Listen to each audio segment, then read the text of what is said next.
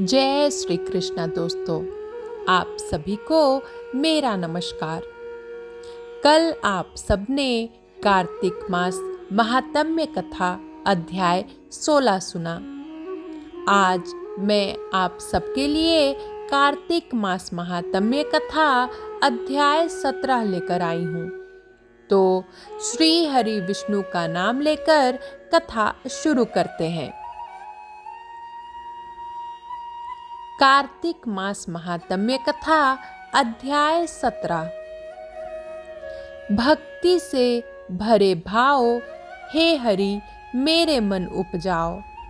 17वां अध्याय कार्तिक कृपा दृष्टि कर जाओ।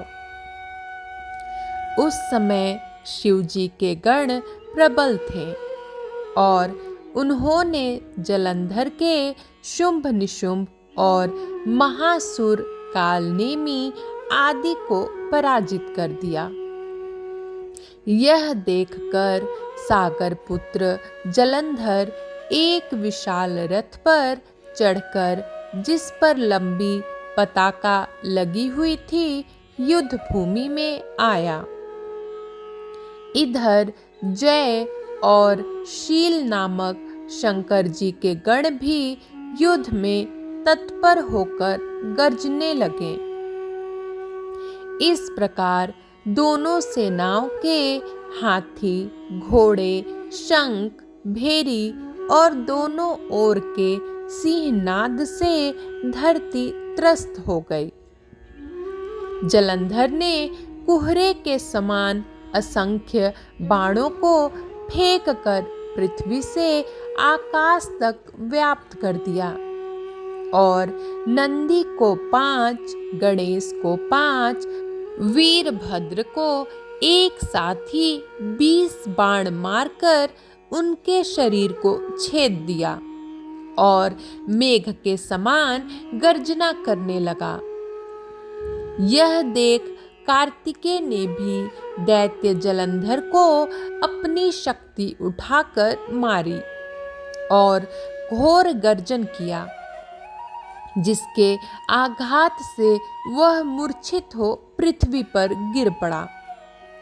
परंतु वह शीघ्र ही उठा और क्रोधाविष्ट हो कार्तिकेय पर अपनी गदा से प्रहार करने लगा।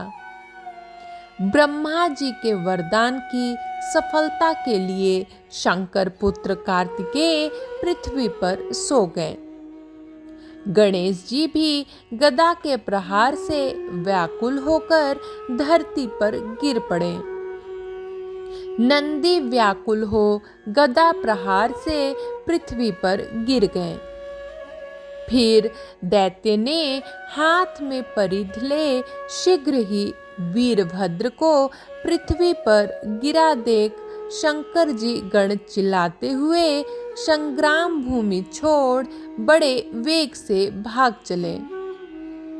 वे भागे हुए गण शीघ्र ही शिव जी के पास आ गए और व्याकुलता से युद्ध का सब समाचार कह सुनाया। लीलाधारी भगवान ने उन्हें अभय दे सबका संतोषवर्धन किया। कार्तिक मास महात्म्य कथा अध्याय 17 समाप्त हुआ। कल मैं आप सबके लिए कार्तिक मास महात्म्य कथा अध्याय 18 लेकर आऊंगी। तब तक के लिए जय श्री कृष्णा, जय विष्णु भगवान, जय माँ लक्ष्मी।